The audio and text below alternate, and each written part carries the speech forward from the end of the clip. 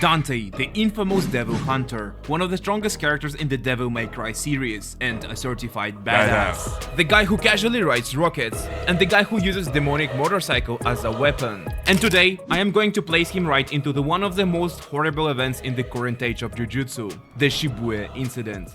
So, a professional, legendary demon hunter, and a completely cursed place filled with demons, or this time they are the worst kind of curses.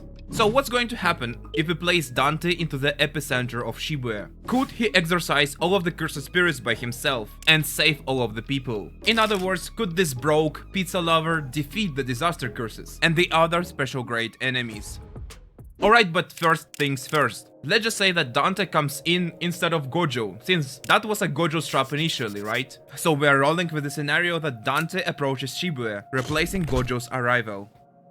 And so, Dante meets disaster curses that were waiting for Gojo. And I imagine this to go as follows. Dante is 100% gonna start taunting them, saying stuff like that they sure know how to throw a big party for Halloween, or that they have the fanciest Halloween costumes that he's ever seen. Maybe even go as far as to call Jogo a boat volcano head. And so naturally, Jogo just jumps at Dante with the intention to kill, kinda in the same arrogant and impatient way as he jumped Gojo in the first time. And overconfident as ever, Jogo assumes that his foe is already toast from a first attack. But he is quickly proven wrong, as he sees Dante stepping out from a completely different angle, brushing ash from his coat like it was nothing, while also taking a time to laugh at Jogo's angry temper. But Dante might be goofy, but he is still an overpowered demon genocider. And so as he readies his blade, the cursed group feels it. A bone-chilling lethal aura. Dante might not have the Jujutsu energy, but his demonic edge shows danger. So the entire anti-Gojo group, consisting of Hanemi, Jogo and Choso, realize that their opponent is not a small fry. They jump at Dante. However, volcanic eruptions and wooden spikes are being quickly outpaced with trickster style, while piercing blood gets royal guarded.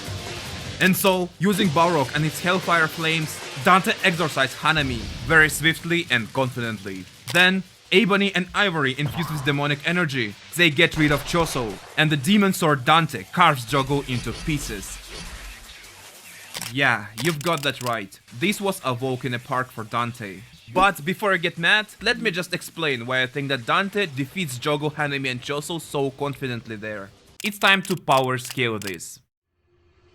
Son of the legendary Dark Knight Sparta, Dante is an absolute unit and one of the strongest characters in his universe. Most likely the strongest, tied with his brother Virgil of course. Half demon, half human, and a descendant of the strongest demon in history. It is a given that Dante has superhuman power, speed and durability. He is also a battle master, able to perform countless fighting styles and use any weapon he picks up right away, without training, at their maximum potential. So power-wise, Dante has defeated a numerous overpowered entities, beings capable of reshaping reality itself, the strongest demons out there. But let's cover the most impressive foes that Dante has defeated.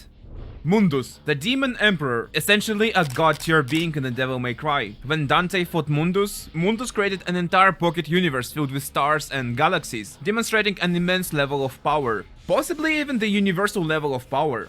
And despite being far from his peak, Dante defeats Mundus pretty confidently there. Abigail, a demon who, after absorbing a massive amount of demonic energy, was hyped as a potential rival to Mundus himself. Abigail's aura was shown engulfing an entire country-sized area, suggesting a continental level threat. However, Dante only needed a slight activation of his devil trigger to completely overpower him. Also take note that this fight with Abigail took place in between of Devil May Cry 1 and Devil May Cry 2, meaning that Dante is, again, far from his peak strengths here. This his peak would be achieved in the Devil May Cry 5.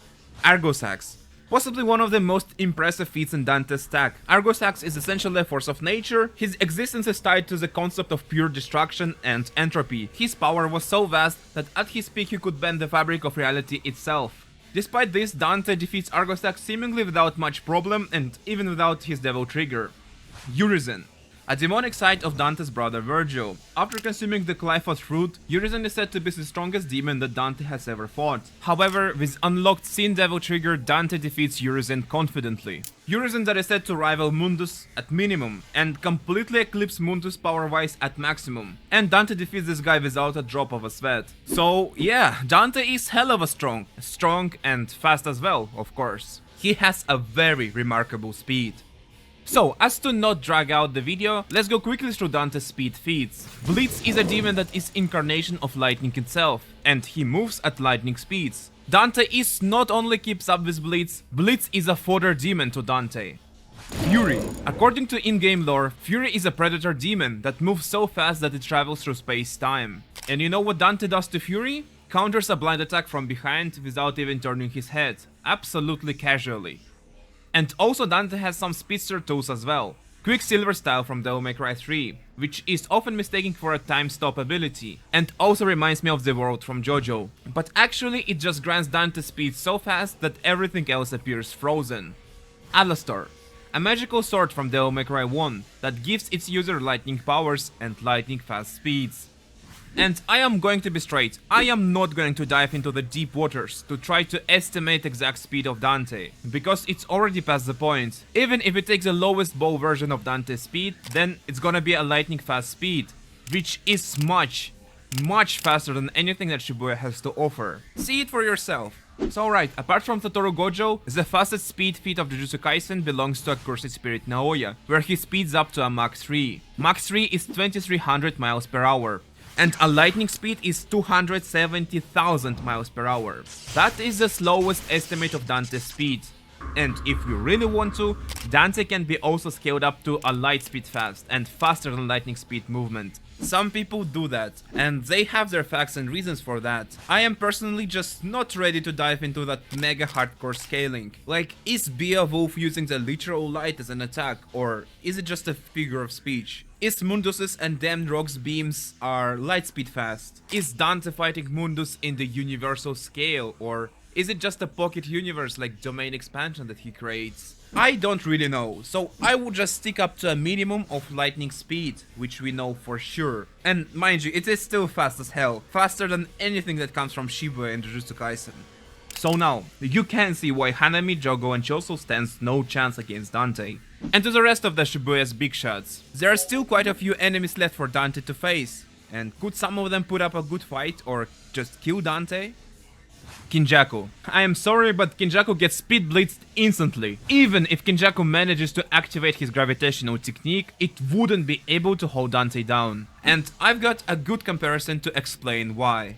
You know how in Dragon Ball Z Saiyans can train in gravity chambers, with levels of gravity like 100 times or 500 times stronger than the Earth's gravity? Well, Dante is on that level, so Kinjaku's gravitational stomp would not be able to pin down Dante. Just exactly how a 500 times gravity chamber isn't able to pin down Goku or Vegeta. Next, Dagon. I actually think that Dagon survives the longest of them all, but it's only exclusively because Dante would just love to chill in Dagon's domain at the tropical beach. But combat-wise, of course Dante stomps. Next, Toji is one of my favorite characters, but come on, this puppet of Carnage is not doing anything to Dante either. Zero cursed energy means nothing when your opponent is on entirely different tier of existence. The only ways they could defeat Dante is by some sort of a trickery, some hacks. And that's where comes Mahito and his idol transfiguration. So let's discuss this. First things first. Let's all agree that Mahito's normal attacks would just never connect to Dante.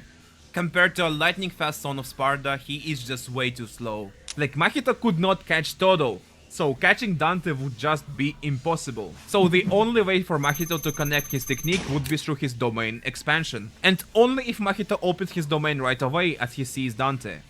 Now, could his idol transfiguration actually affect Dante? It is a good question. Mahito reshapes a target's soul by touching their body, altering their physical form instantly. It is a one-shot kill if it lands, unless you can somehow protect your soul or resist soul manipulation. But Mahito could not handle Sukuna's soul. Would he be able to handle Dante's demonic soul? This is deep headcanon territory.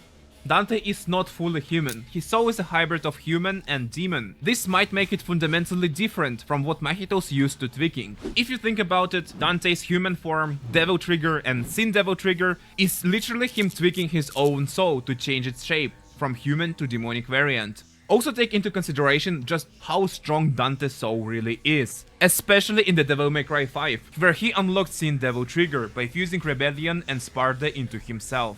Also, let's take this into consideration. Sukuna was able to protect himself from idol transfiguration because of two things: the skill in soul understanding and the sheer strength of his own soul. And I think that Dante also has exactly these two things at his disposal: skill of understanding his own soul, which is expressed in his ability to change shapes and change his devil triggers, and the sheer strength of his soul, being the legendary demon hunter in whose veins flows blood of the strongest Dark Knight Sparta. So personally, I think that self-embodiment of perfection would not be enough to take on Dante, but if you disagree, you can have this win condition. Mahito right away activates his domain expansion to just kill Dante. The next confrontation is Sukuna, the king of curses. But Dante just outscales him in every single category. Like, I just imagine the look on Sukuna's face when he's activating Malevolent Shrine with his infinite slashes, and Dante just goes Royal Guard and deflects every single one of the slashes. So yeah, the only thing left from the list is Mahoraga and his adaptation hacks. Mahoraga's adaptation might sound like a problem, especially since Dante loves to toy around with his enemies, which could potentially give a lot of room for Mahoraga to keep adapting against him. But the reality is that Dante has too many ways to one-shot Mahoraga before the adaptation kicks in. And if somehow Mahoraga adapts too much, Dante can just activate Sin Devil Trigger, where he can summon a literal black hole, which will erase Mahoraga from existence. It is kind of not fair, a totally unfair matchup, but yeah. Dante clears Shibuya Incident like it is his usual Tuesday's gig.